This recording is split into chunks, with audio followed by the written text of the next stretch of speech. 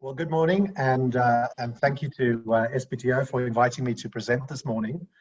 And also thank you to so many of you for attending and for the opportunity to update you today on the work underway globally by the cruise industry to support a safe and a measured resumption of cruising and putting the safety and health of passengers, crew, and the residents of the communities that cruise ships visit always as the highest priority. At the end of the presentation, I'll then be happy to answer any questions. Recognizing that not all of you will be familiar with CLIA, let me begin by briefly introducing CLIA to you. So as Tama said, the CLIA stands for Cruise Lines International Association. We are the regional office of CLIA here in Australasia. CLIA is the world's largest cruise industry trade association, providing what we call a unified voice and to be the leading authority of the global cruise community. Globally, CLIA supports policies and practices that foster a safe, secure, healthy, and sustainable cruise ship environment. And we're dedicated to promoting the cruise travel experience. Globally, we represent around 95% of the world's cruise capacity. And we also serve as a non-governmental consultative organization to the International Maritime Organization. So to achieve our aims, we represent the interests of three member groups who are all critically important to our industry. That includes ocean, river, specialty cruise ships. We have over 50 CLIA cruise lines who represent, as I said, more than 95% of capacity.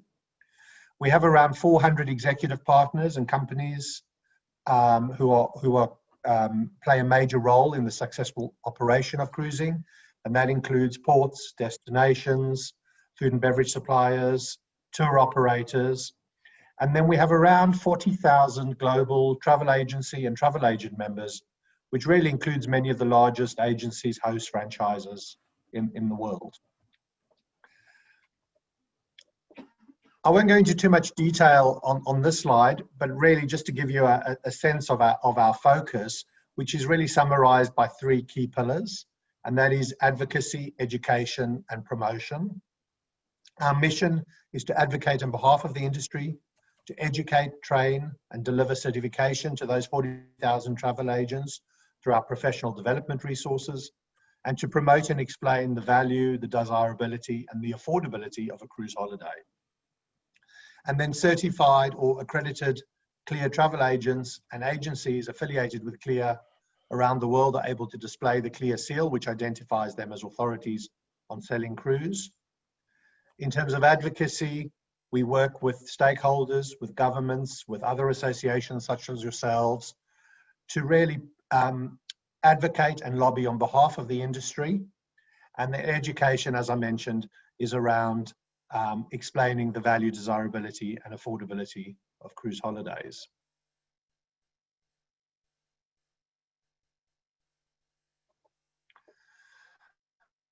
I don't need to tell this audience that the economic impact of the current system has an enormous impact.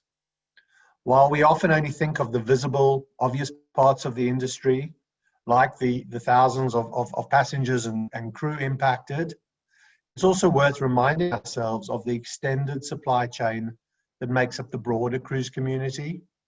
And as I mentioned, that includes the many tour operators, the travel agents, the ports, the destinations, technical support providers, and of course all the food and beverage suppliers who are all suffering enormous financial stress. And then add on top of that, the hotels, the taxi drivers, all the peripheral businesses that benefit from cruise visitation. Globally, cruise tourism is worth around $150 billion a year to the global economy, and more than 1.1 million jobs rely on a thriving cruise sector. So while, as I said, the suspension has definitely been the right response to COVID, we know that every day that cruise remains out of operation is costing around 2,500 jobs. This year, we were forecasting that the industry would carry around 30 million cruise passengers. And our analysis has shown that for every 1% drop in cruise passengers, that equates to around 9% 9,000 jobs lost. And of course, our region is no exception. Whether we're talking about Australia, New Zealand, or the broader South Pacific, what is very, very clear is that we need to understand what a measured, phased return of cruising can look like in order to be able to reignite business activity across this region for the travel agents, for the tour operators, for the ports and destinations that all service the cruise industry. That will then also provide an opportunity to boost tourism opportunities and visitation to regional ports, to destinations, and to all the communities that are impacted by COVID-19.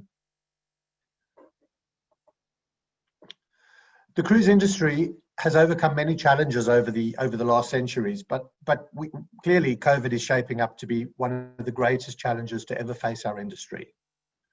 Let's be clear, cruise ships are neither the source nor the cause of COVID-19, but by their very nature, a cruise ship is a complex social environment, and we know that this virus flourishes in social environments. So clearly, a resumption of cruising cannot be addressed until the public health risks associated with the pandemic are appropriately mitigated in a shipboard environment. And as a result, cruise lines have committed to a response that extends far beyond the measures being adopted by many other industries.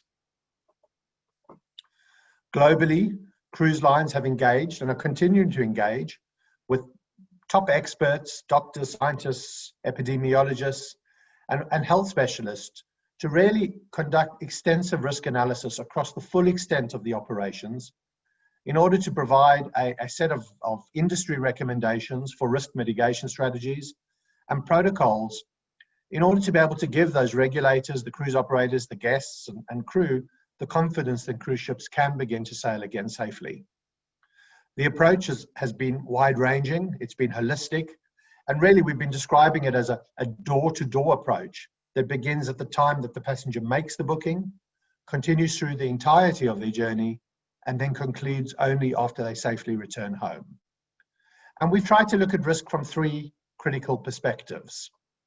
Firstly, what is the risk that a guest or a crew member will board the ship while infected with COVID, and how do we mitigate that? What is then the risk of an individual acquiring COVID infection while visiting a destination that ship may visit, and how do we mitigate that? And thirdly, what is the risk of either of these situations resulting in widespread transmission of COVID on board a ship? We all know that there were some very high-profile cases earlier this year, and uncertainty, and to some extent, a loss of confidence in cruising by many of our passengers. But the reality is that less than a fraction of a percent of cruise passengers were impacted by COVID. And in fact, the cruise onboard environment is reflective of many areas of our day-to-day lives.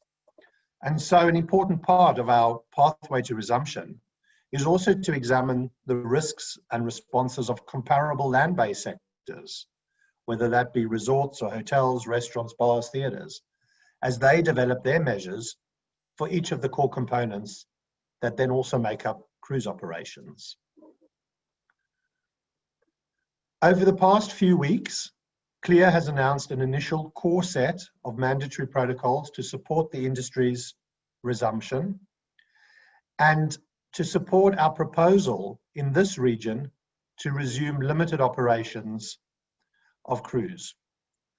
So what we're proposing, that similar protocols could also then form the basis of a local restart, firstly here in Australia, New Zealand, and then as that bubble expands into the South Pacific. The approach goes above and beyond almost any other industry, as I said, especially in the travel and tourism sector. I know we have limited time, so I won't go into all the technical detail, but really just focus on the highlights of what these core elements are. So firstly, and possibly the most important, is passenger testing, or passenger and crew testing. The industry is committed to 100% screening and testing of passengers and crew for COVID prior to embarkation, and then ongoing monitoring throughout the cruise, plus ongoing weekly or monthly testing for the crew. Testing everyone on board is a critically important step in reducing the likelihood of virus introduction on board the ship. And I know many of you may be thinking, well, if there's no community transmission, why do we need to then test everybody that's getting on board the ship? And that's a really, really good question. But our position is that we need to be 100% confident that we're doing everything within our power to prevent COVID getting on the ship. And while there is any kind of transmission ahead of a vaccine, it's important that we take the necessary steps to ensure that the ships themselves remain a COVID-free bubble. So testing everyone is a critical step. Additional screening would then include temperature checks, health declarations, medical reviews if necessary, and other risk mitigations prior to embarking. Secondly, all passengers and crew will be required to wear masks on board and during shore excursions wherever physical distancing cannot be maintained, and for crew specifically whenever working in food, beverage, or high-risk areas. Of course, physical distancing will be critical as well, and that is around making sure that passenger crew are always maintaining physical distancing from each other, and that when they can't, that they wear the masks. And this can be achieved in multiple ways. So as we've seen with some of the restarts already in Europe, that means reduced passenger capacity, restrictions on group sizes, use of venue restrictions in areas such as theatres and restaurants, as well as distancing in the passageways, the stairways, the elevators, and increased use of outdoor venues for group events. Ventilation.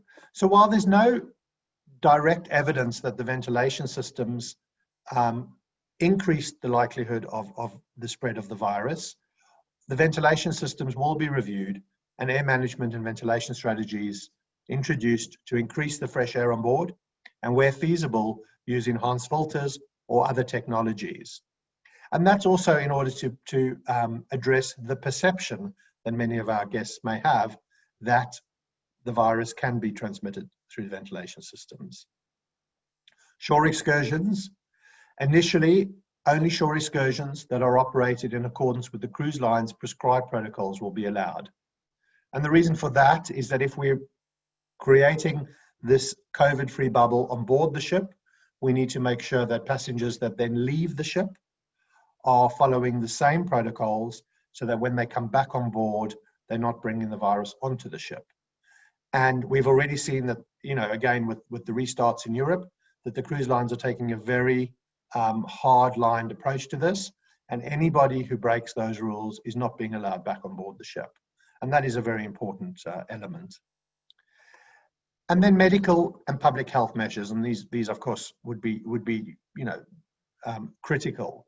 So from a medical and public health perspective, cruise lines will develop risk-based response plans specific to each ship that'll detail all the measures that address the prevention, the transmission of COVID.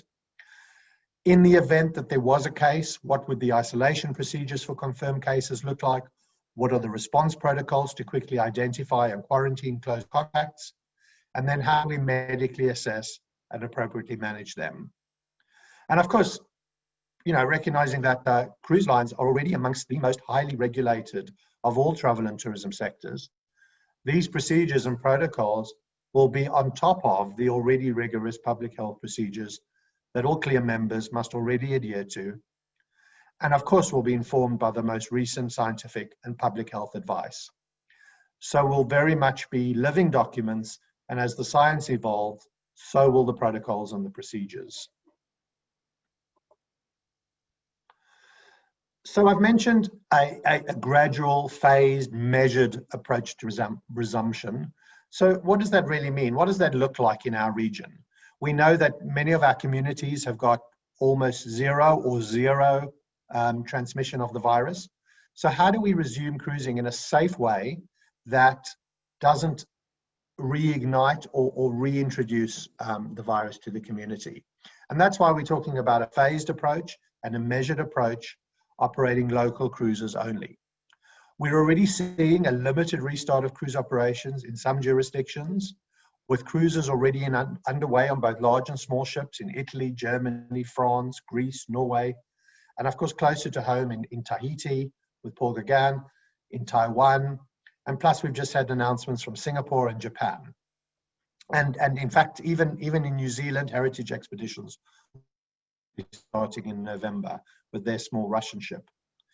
Of course, not without initial challenges. These restarts are all providing a really good test bed for the new protocols. But what all these jurisdictions have in common is that, as I said, they're taking a phased, measured, careful approach to resumption with close consultation between the industry and with local governments and with health authorities. In our region, as I said, the success in stemming community transmission really provides an opportunity for that resumption to be carefully staged and a safe re-entry of those cruise ships into our bubble to be able to offer local cruising to locals. And this is what we're proposing can take place in this region. So initially, we see cruising restart in Australia or New Zealand, which, as you know, are the largest, in fact, not only the largest source markets in this region, they're the largest source markets per capita in the world, for a phased resumption of cruise ships to operate domestic cruises only. So that would initially mean local cruises within Australia, while we still have state borders in place within the specific states, carrying state residents and then ultimately Australian residents only. Similarly in New Zealand, carrying short local itineraries for local residents. Then, as the state borders open, that could then be extended to include interstate cruising here in Australia, carrying passengers between the states when it's safe to do so. And then as the bubbles expand, those cruises could then expand to between Australia and New Zealand or to the broader South Pacific. So while we're obviously all keen to see cruise restart sooner rather than later, the proposal is very much about a staged, measured approach, initially offering local cruises, then expanding into the bubble. As I said, while we were already seeing some local Australian flagged small ship operators, so we've got expeditions operating here on the Barrier Reef, we've got heritage expeditions in 2021 to see some of the larger vessels gradually return to Australia to begin a limited local season. Critical to that approach would be to agree the appropriate arrangements for these ships to initially return to Australia, making sure that we have the appropriate quarantine, the isolation and arrangements in place for the crew to come in on board those empty ships.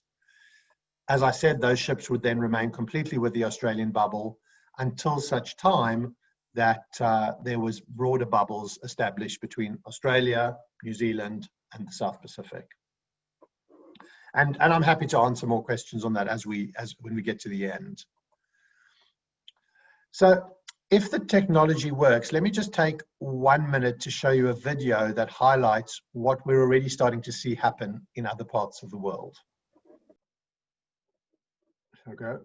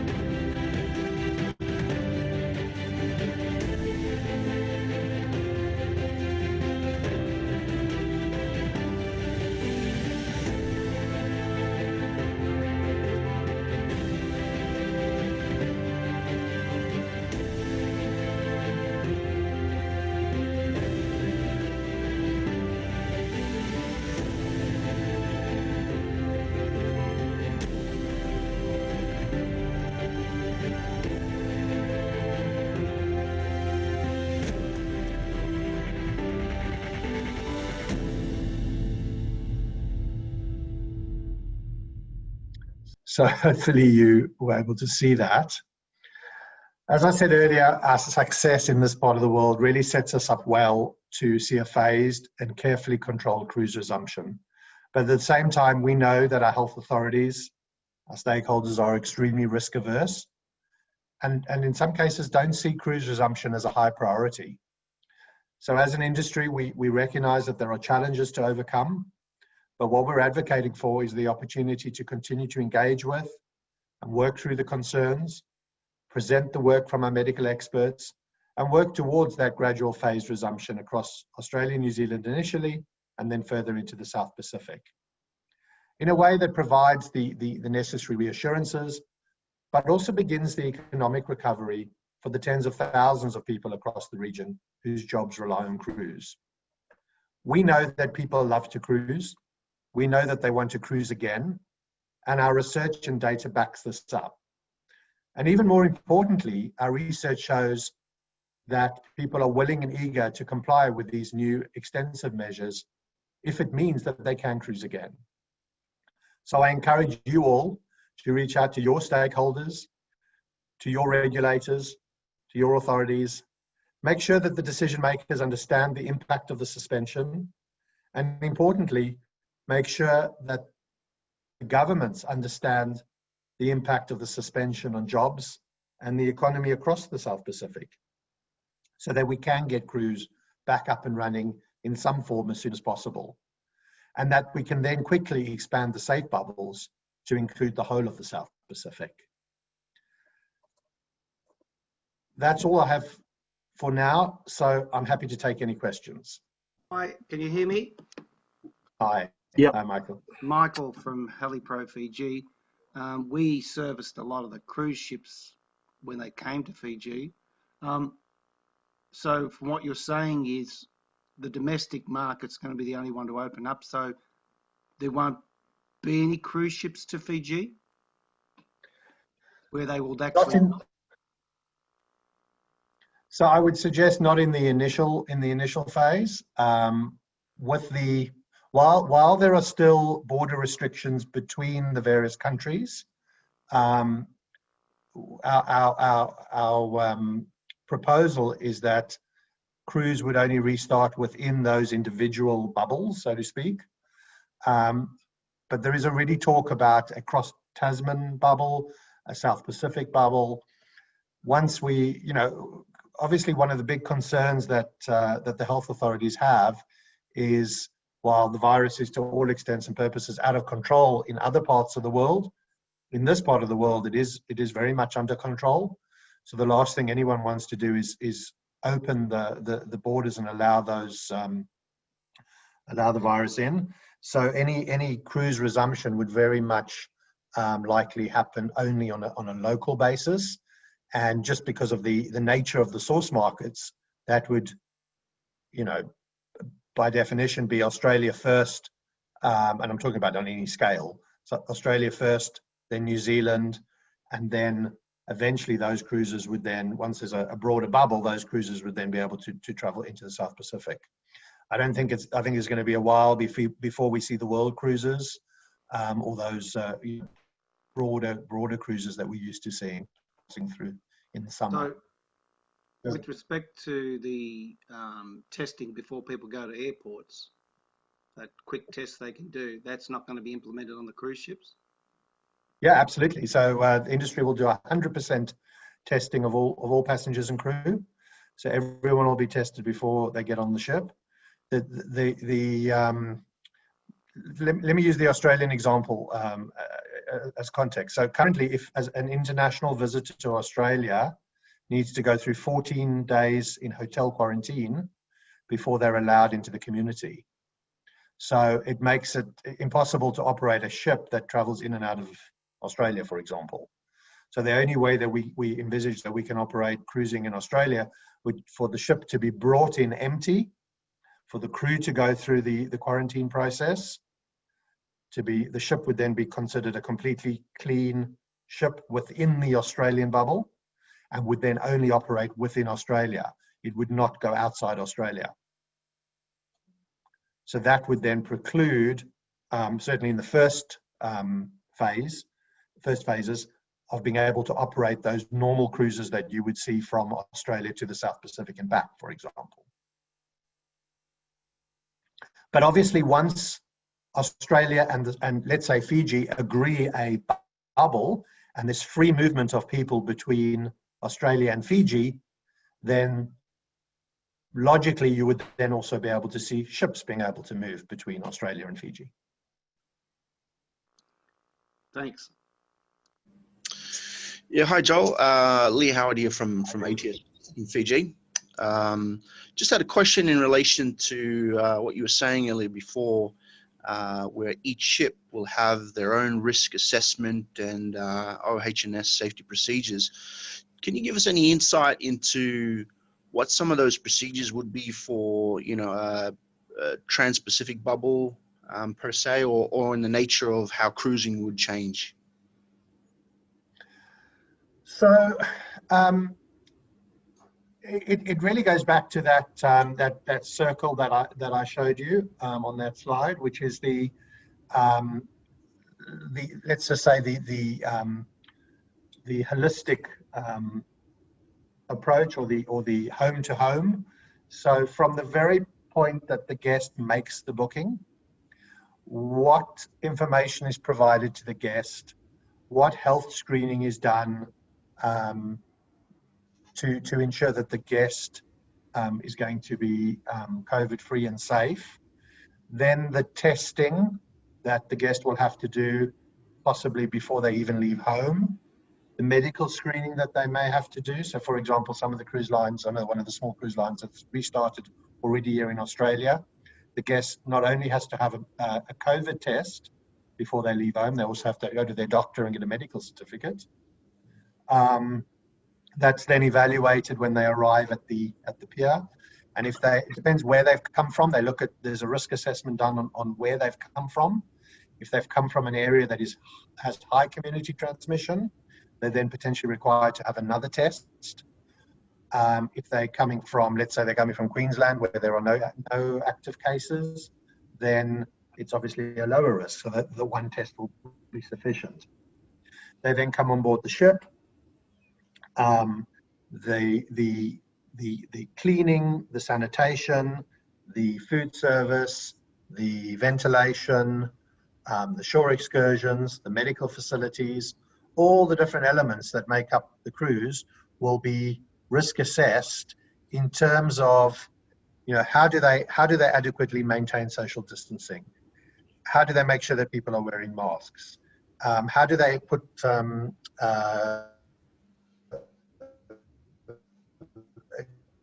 capacity restrictions on individual venue, every seat in the theatre? Do they only use every second seat or every third seat? And at the same time, they then have to have 2 shows a night rather than 1 show a night. How do they manage the buffets? And what many cruise lines are doing is the buffets are now being served. How do they manage the dining rooms? And I'm not sure what you're seeing where you live, but here in Australia, for example, if we go into a restaurant, you have to register when you go into the restaurant.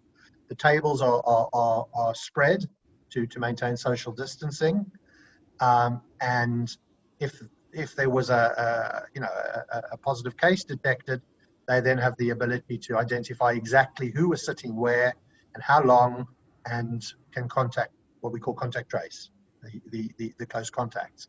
So those are all the kinds of things that will have to be built into the cruise line. Does that answer your question? Yeah, it does. Yeah. So certainly, and let's not be under any misapprehension, cruising will not look the same as it's looked before. It is definitely not a case of business as usual, and that's one of the key messages that we're giving to the authorities. This is something that the industry is taking very, very seriously, and it's critical for our ability to resume, that we are able to restore confidence. And in the same way, we're not unique in the travel industry, and all elements of the industry are in fact, life in general, people are struggling. I just read a statistic here in Sydney just yesterday that although to all intents and purposes, life is to some extent back to normal here in New South Wales, in Sydney. We have very low case numbers. Most businesses, in fact, I think all businesses are open. Our CBD, our Central Business District, is really still only operating at 35% capacity because people are nervous and don't have the confidence to come back. Whether it's been sitting on public transport or being in an office with other people, we got the same confidence issues in ships and hotels and restaurants and everywhere else. Any other questions? Yeah, hi Joel, John here. Just following up after Lee. Probably the biggest question that everyone would really like some idea for going forward is shore excursions and how or who is going to monitor the protocols on ground and maintain that control point. And knowing full well that a large number of operators will try and fudge it, will try and hide away from it, we need to make sure that there is a monitoring process, because that's already in the protocols, and it's going to be critical to everyone's future operation. And if there is a bad mark against the operator's name, are they then cut off from future shore excursions? Are they given a 3-strike warning? Look, that's a very, very good question. I can't necessarily answer the operational questions, because those are procedures that the cruise lines will be developing together with the ground operators, the shore excursion operators. But again, it's going to be very much about working closely together.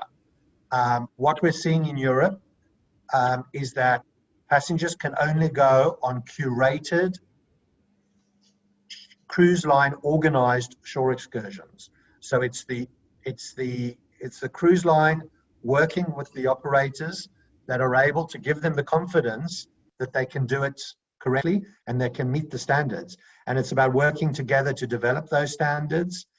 You know, whether we're talking about coaches and making sure that on the coaches we got the social distancing, that the passengers are able to wash their hands, that if there's a meal involved, that the venue where they're having a meal is COVID safe and has been through the protocols and has been accredited.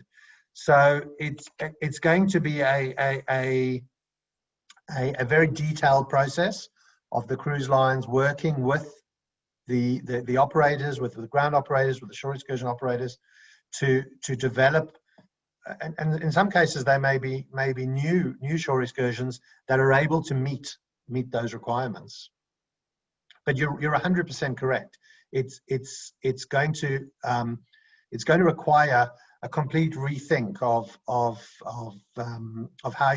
how you would operate in a COVID safe way. And my advice, so while we don't necessarily have a date when cruise will restart in the South Pacific, I would encourage operators to already start to think about how they can do that. We're seeing here that some of the ports are already starting to develop their COVID plans for how they'll manage large numbers of passengers through the ports, even though cruise hasn't restarted. They're working on the protocols. How do they stagger people? How do they ensure that there's no congestion? How do they ensure that at disembarkation people aren't standing in long queues for taxis? All those kinds of things. Yeah, thanks, Joel. It probably creates more questions than answers. I know unfortunately that's very much the reality of where we are right now, because we don't have a confirmed pathway towards resumption in this region, and this is something we're pushing hard with both the Australian and the New Zealand governments.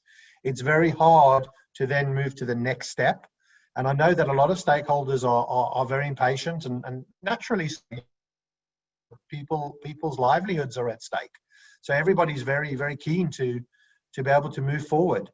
But at the same time, without a pathway towards resumption and a sense, are we talking about January? Are we talking about February? Are we talking about March? Are we talking about one ship? Are we talking about 10 ships?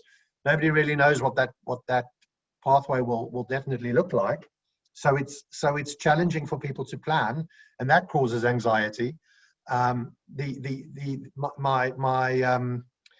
sure that a lot of people on this call and your stakeholders who may be tour operators or ports destinations are reaching out to the cruise lines saying, well, what's happening? What are your bookings? We've got no information. And the cruise lines aren't really in a position to be able to respond yet. So there's a lot of frustration all around and a lot of anxiety, and it's perfectly understandable. The best thing is to start, as I say, start thinking about how you would plan. Obviously, the local regulations will always take precedence over anything that the cruise line may say. So whereas, let's just say, for example, a ship is coming out of New Zealand, and New Zealand has, let's say, a 1.5 meter social distancing rule, and the ship is traveling to a particular country in the South Pacific, which maybe has a 2 meter social distancing rule, then the ship will obviously need to comply with the 2 meter rule, because that'll be the more rigorous rule. So, start thinking about how you would operate. Start thinking about how you can provide the reassurance to the cruise lines that you're able to meet those standards. If you need some help in understanding what the current standards are in let's say, for example, Australia, New Zealand, happy to share those.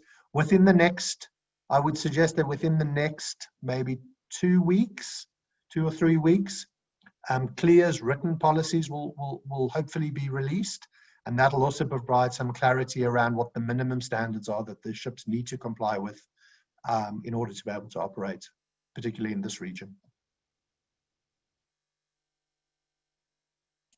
Thank you. Any other questions? Oh, hi, Joel. It's Jackie, Captain Cook Cruises Fiji. I was just wondering if those written policies will be released to non-CLIA members, as in, tour operators on the ground. Yeah, they should be. All our policies are in the public domain.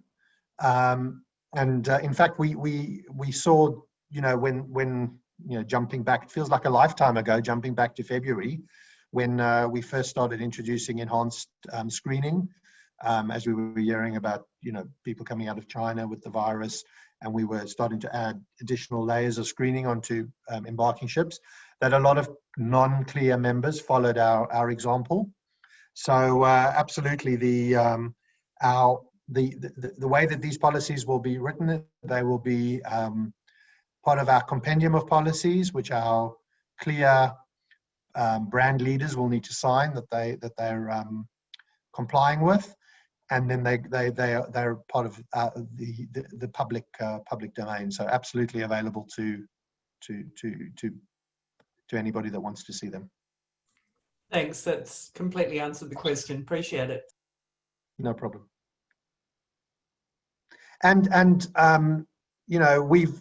we've as CLIA, we haven't really focused only on our members in these discussions, recognizing that, as we're talking with the government wants to, here in Australia, wants to deal at an industry level. They don't want to deal with individual operators.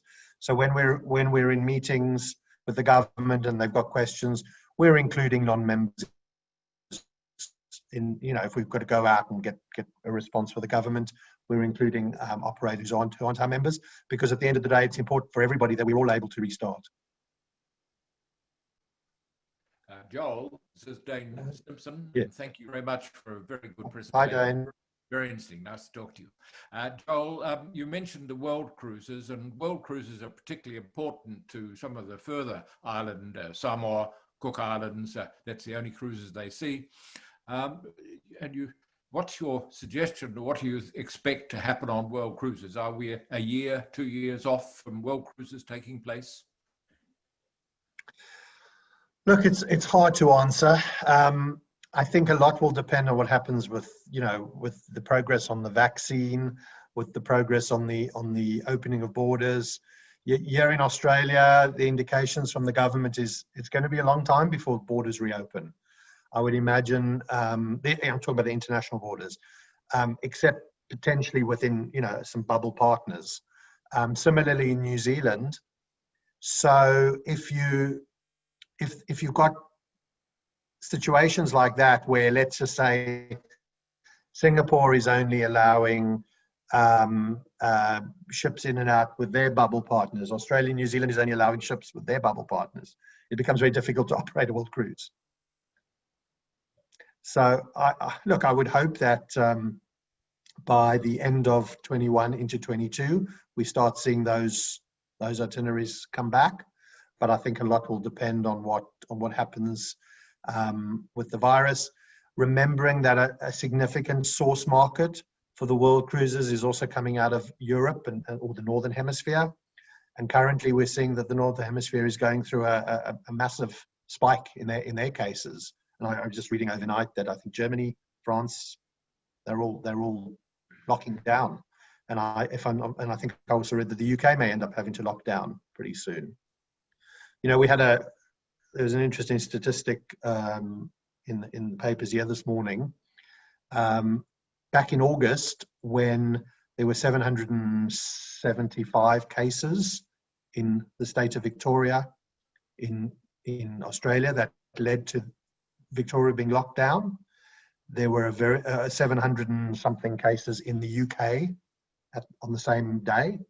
They didn't lock down, and Victoria is down to 0 cases yesterday, and the UK had 20,000 cases yesterday. So I think what's happening in different parts of the world is the reality that we have to face in our industry, where we have people that fly around the world to take cruises. Thanks, Joel. Great. I'm not sure I was able to answer your question, but that was a good indication. It tells me what to look for. Thank you.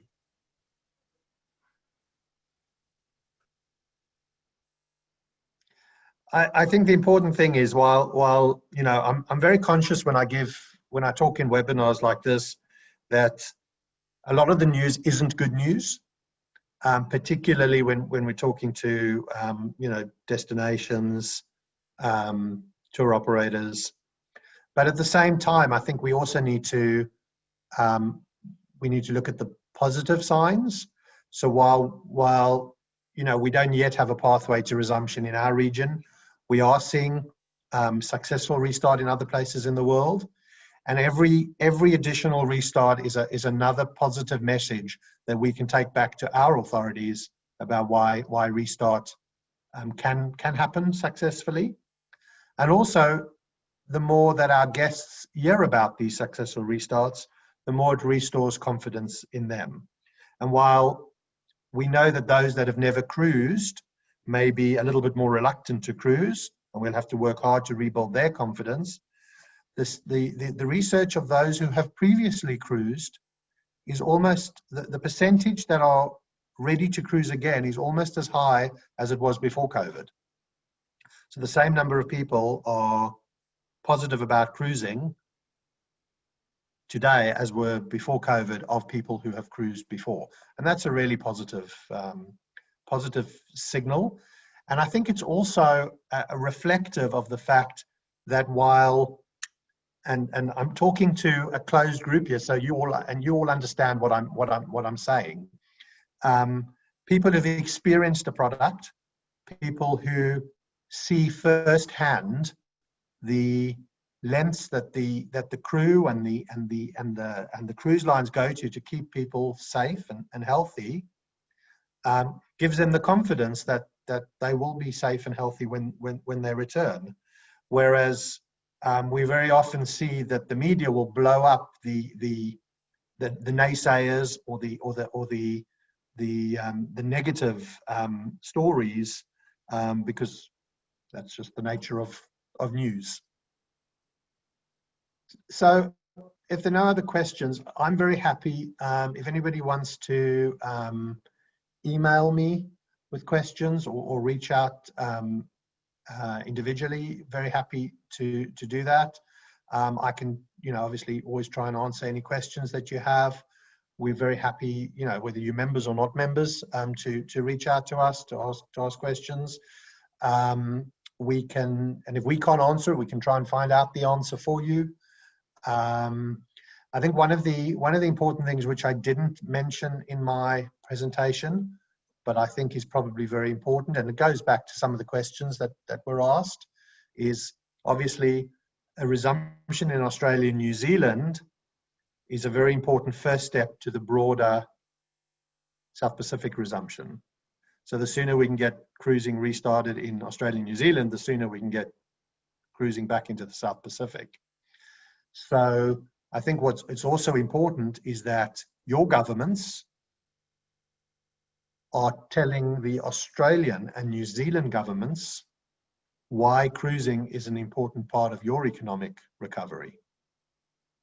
And how, and while absolutely we all recognize that maybe now is not exactly the right time, but when the time is right, it's important that cruising has the opportunity to restart and reignite that economic activity that it delivers to so many areas within the South Pacific.